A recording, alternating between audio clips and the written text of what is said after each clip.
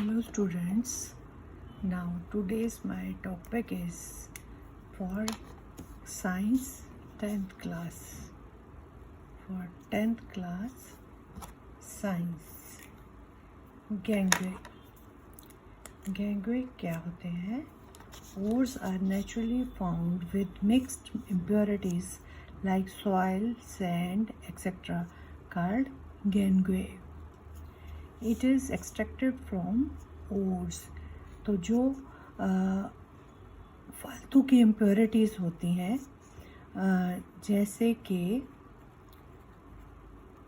जैसे कि मिट्टी है या रेत है जो ओर्स में खनिज में पाई जाती है, उसे हम गैंगे कहते हैं और इसे हम ओर्स से निकाल लेते हैं.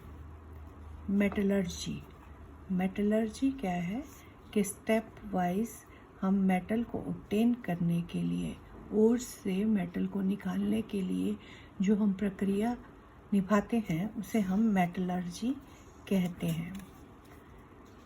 मेटलर्जी के 3 स्टेप्स हैं. पहला है एनरिचिंग ऑफ ओर, मतलब उसमें इम्प्योरिटीज़ निकाल के उसमें मेटल की रिचमेंट को बढ़ाना. ऑब्टेनिंग मेटल फ्रॉम एनरिच्ड ओर, और जो एनरिच्ड ओर है उससे धातु को प्राप्त करना.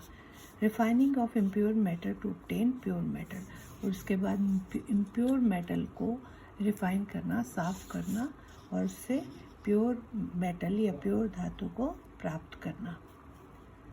Extracting metal low in activity series, जो एक्टिविटी में कम होती है या कम क्रियाशील होती है उनको हम कैसे एक्सट्रैक्ट करते हैं, निकालते हैं.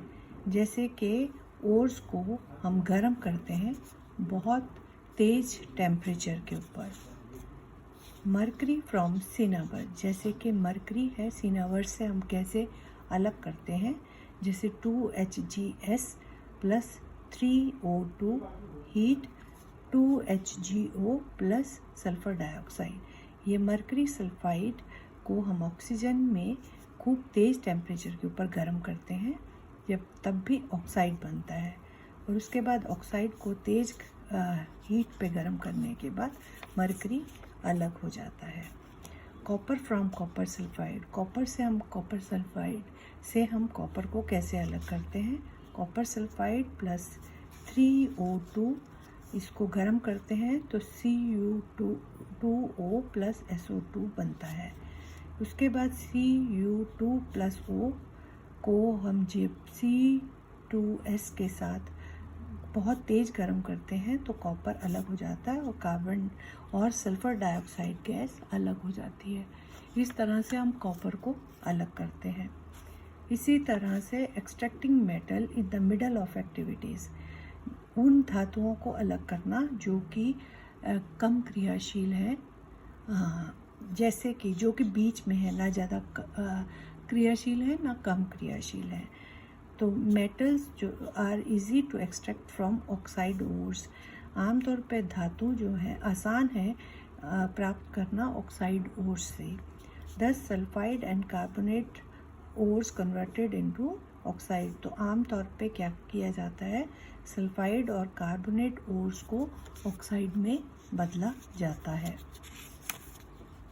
Metals are heated strongly in excess of air, तो धातु को काफ़ी तेज हवा के साथ बहुत तेज़ी से गर्म किया जाता है. और उस प्रक्रिया में जैसे 2ZnS प्लस 3O2 हीट खूब गर्म करने पर 2ZnO plus 2SO2. Metal heated strongly in limited और नो सप्लाई ऑफ एयर, और उसके बाद मेटल को फिर तेज़ी से गर्म किया जाता है जिसमें कि हवा की सप्लाई या तो नहीं रखी जाती या बहुत कम रखी जाती है. जैसे ZnCO3, उसके बाद उसको गर्म करने के बाद बनता है ZnO प्लस CO2. तो इस तरह से ZnO को प्राप्त करने के बाद इसे दोबारा से गर्म किया जाता है और गर्म करने पर फिर से वही प्राप्त होता है. फिर से हमें Zn या जिंक प्राप्त होता है।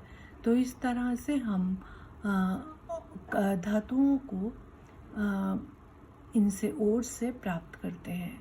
अब नेक्स्ट टॉपिक में हम पढ़ेंगे कि किस तरह से जो हाईली रिएक्टिव या अतिक्रियाशील धातुएं हैं उन्हें हम किस तरह से उनके ओर से अलग करते हैं। Thank you, have a nice day.